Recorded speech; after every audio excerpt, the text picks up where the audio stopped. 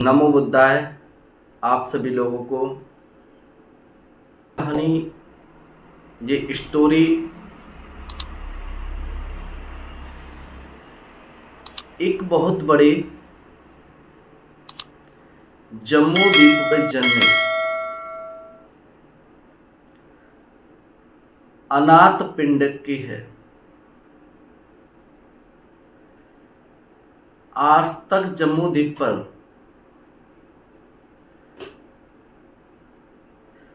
इतना बड़ा दानी जन्म नहीं लिया।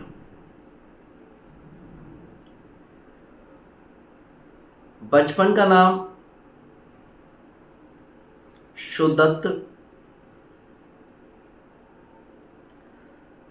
जब सुदत्त धीरे धीरे धीरे करके बड़ा होता गया तो एक समय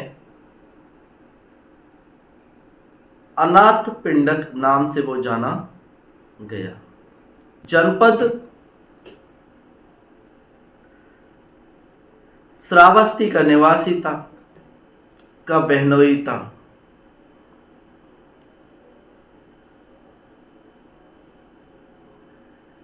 अनाथ पिंडक का बहुत दूर दूर तक व्यापार फैला था। आए दिन अनाथ पिंडक अपने व्यापार के सिलसिले से और काम के सिलसिले से हमेशा वो राजगृह जाया करता था। जब वो राजगृह गया तो अनाथ पिंडक ने देखा कि उसका जो साला था बड़ा व्यस्त था, काम में लगा पड़ा बेचारा। वो काम में इसलिए लगा पड़ा कि सम्यक संबुद्ध को उसके साले ने भोजन दान पर बुलाया था। हजारों भिक्षुओं के लिए भोजन की व्यवस्था करना, इसलिए वो ज्यादा व्यस्त था। तो अनाथ पिंडक ने अपनी साले से पूछा,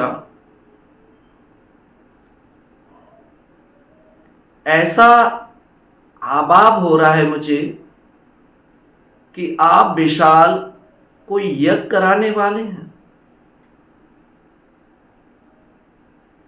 तो साले ने ना किया, नहीं।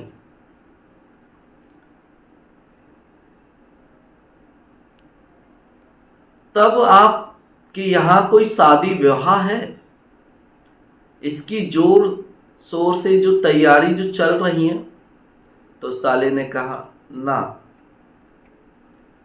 फिर अनाथ पिंडक ने क्वेश्चन किया, तब फिर आपके यहाँ राजा बिम्बसार मेहमान आ रहे हैं। तो साले साहब ने फिर भी ना कर दिया। फिर अनाथ पिंडक को बताया कि बहनोई जी, हमारे घर पर सम्यक संबुद्ध भगवान आ रहे हैं और ये उनके लिए व्यवस्था की जा रही है। उनके भिक्षु संघ को ये भोजन दान दिया जाएगा। तो अनाथ पिंडक के मन में बड़ी हृदय से दयालुता उमड़ पड़ी कि इतने बड़े सम्यक संबुद्ध हैं, इतनी दूर तक उनके शब्दों की कीर्ति फैली है, इतनी उनकी ख्याति फैली है। तब तो मैं एक बार उनके दर्शन करना चाहूंगा। तब साले साहब ने कहा कि बहनोई जी, आप रुकिए, वो भोजन के लिए आते ही होंगे, तब हम आपके उनके दर्शन करा देंगे। अनाथ पिंडक रुक गया। तो भगवान बुद्ध अपने संघ के साथ भोजन के लिए आते हैं। और सभी भिक्षुगणों को उनके संग को भोजन कराया जाता है। जब भोजन करने के बाद सब लोग फ्री हो जाते हैं तो कुछ टाइम वो विश्राम करते हैं। उसके बाद धम्म उपदेशों का कार्यक्रम था। तो उसी बीच में उसने अपने बहनोई से कहा कि आओ मैं तुम्हें सम्यक संबुद्ध के दर्शन कराता हूँ। तो अनाथ पिंडक तथागत बुद्ध से मिलने के लिए गया। जब मिलने के लिए गया तो सम्यक संबुद्ध को पंचम प्रणाम किया 3 बार और जाके वो बैठ गया। तो उसके साले ने बताया कि भगवान ये श्रावस्ती के श्रेष्ठी हैं, व्यापारी हैं और मेरी ये बहनें है।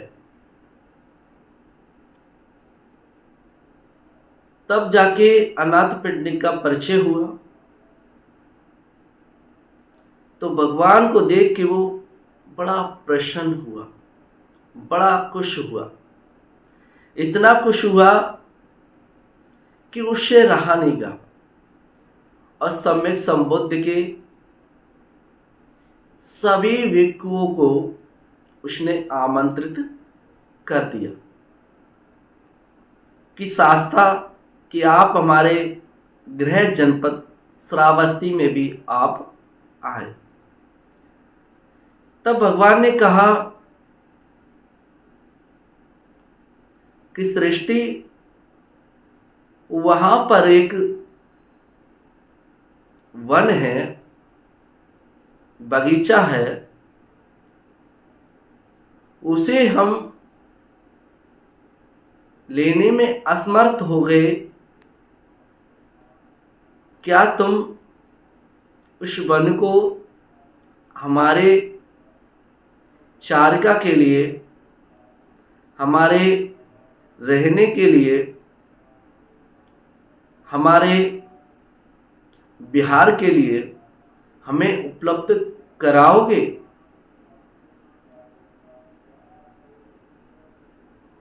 तो अनाथ पिंडिक ने हाथ जोड़कर कहा कि शास्त्रा भगवंत, आप मेरे जनपद आइए तो सही, मैं सब कुछ नौछावर कर दूंगा और आपको मैं उस भूमि को, उस बगीचे को आपको भेंट करूंगा। तो भगवान बुद्ध अपने शिष्यों के साथ, अपने भिक्षुओं के साथ वहां निकल पड़े। जब भगवान बुद्ध श्रावस्ती पहुंचे तो अनाथ पिंडिक ने भव्य स्वागत किया और भिक्षुओं को भोजन दान दिया। जब भोजन दान देने के बाद पुण्य की पारमिता की तो भगवान से कहा कि बोलिए भगवंत, मैं आपके लिए क्या कर सकता हूं, आपको मैं क्या भेंट दे सकता हूं। तब उसके ध्यान आया कि भगवंत ने मुझे एक बात कही थी जब राजगिरी थे,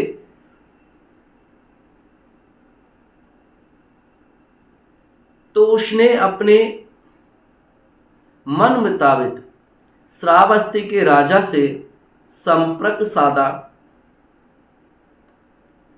और उस भूमि को वो लेने के लिए निकल गया।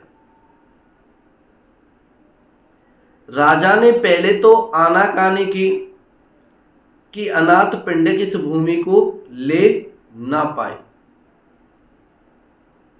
फिर ऐसे उसने दाम बोले, ऐसी उसकी वैल्यू बोली कि अनाथ पिंडिक उसे खरीदने में असमर्थ हो जाए। लेकिन अनाथ पिंडिक तो अनाथ पिंडिक है, इतना बड़ा दानी, उसे कौन पराजित कर सकता है, कौन उसे हरा सकता है।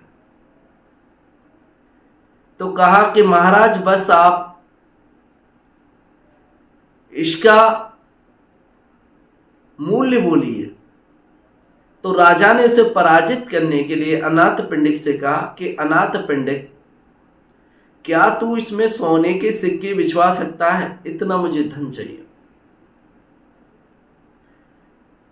तो अनाथ पिंडिक ने हाथ जोड़ के कहा कि महाराज मैं कोशिश करता हूं। तो अनाथ पिंडिक अपने भंडार गृह गया और अपने नौकरों से कहा कि जितना भी सोना है, सिक्के हैं, उन सबको निकाल के लाओ। और उस बगीचे में उस राजा के कहने के मुताबिक सभी में सोने के सिक्के बिछा दिए। जब सोने के सिक्के बिछा दिए तो राजा को बुलाया गया कि महाराज आपके मन मुताबिक जैसा आपने बोला था वैसे ही मैंने करसा पर ये सोना बिछा दिया। तो राजा ने देखा तो बड़ा आश्चर्य में पड़ गया कि वास्तविक अनाथ पिंडिक ने इतना सोना बिछा दिया। तो राजा ने अपने मुताबिक, अपने संकल्प के मुताबिक उसने वो भूमि अनाथ पिंडिक को नाम कर दी कि अनाथ पिंडिक आज से ये भूमि आपकी है, आप इस भूमि का कुछ भी कर सकते हो। और ये भूमि अनाथ पिंडिक ने को मिल गई। अनाथ पिंडिक को जो भूमि मिली, जब भगवान उनके घर पर भोजन करने के लिए आए तो वो भूमि अनाथ पिंडिक ने भगवान के दान कर दी कि भगवंत ये भूमि मैं आपको बिहार के लिए दान कर रहा हूं। तो अनाथ पिंडिक ने वो भूमि दान करके भगवान के लिए एक व्यवस्था कर दी, भिक्खु के लिए एक चारिका करने के लिए व्यवस्था कर दी, भिक्खु के लिए रहने के लिए एक व्यवस्था कर दी। और भगवान ने 25 साल उस वन में काट दिए। 25 साल वर्षावास भगवान ने श्रावस्ती में किया। उस रमणीय वन में भगवान ने वर्षावास करे। और आज जब जब बुद्ध का नाम आता है, जब जब बुद्ध की गाथाएं कही जाती हैं तो अनाथ पिंडिक के चैतवन का नाम आता है। तो सोचिए अनाथ पिंडिक ने कितना बड़ा अपना जीवन का दान दिया। तो जम्मू द्वीप पर इतना बड़ा कोई दानी आज तक पैदा हुआ है और ना होगा। अनाथ पिंडिक जैसा महान दानी, और वो भी वैश्य परिवार से।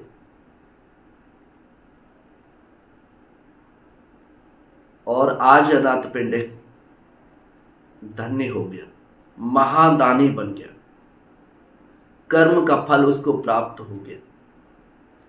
जीवन में कुछ भी कर लो,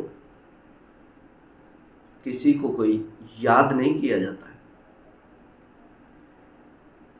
याद उन्हीं को किया जाता है जिनके पुण्य और जिन पर फल जो दानी है। तो हमेशा याद रखना चाहिए कि हमें जीवन के कुछ क्षण त्याग कर ये महादानी बन सकते हैं। जीवन के कुछ हिस्सा हमें पुण्य प्राप्त कर सकते हैं और बगैर त्याग किए जिंदगी में हम पुण्य प्राप्त नहीं कर सकते। तो आप सभी लोगों को नमो बुद्धाय। अगर ये कहानी आपको अच्छी लगे तो इसे आगे शेयर करें और इस कहानी को दूसरों को बताएं और हमारे इस सम्यक वाणी चैनल को आप एक छोटा सा मित्र, सगे संबंधी, धर्म का प्रसार करने के लिए इसको सब्सक्राइब कर लें और बेल आइकन वाला बटन दबा के घंटी बजा दें, जिससे कि हमारी ये प्रेरित कहानियाँ आपको मिलती रहें और आपका जीवन से, दुख से मुक्ति का मार्ग हम इस चैनल के द्वारा आपको बताते रहें। धन्यवाद।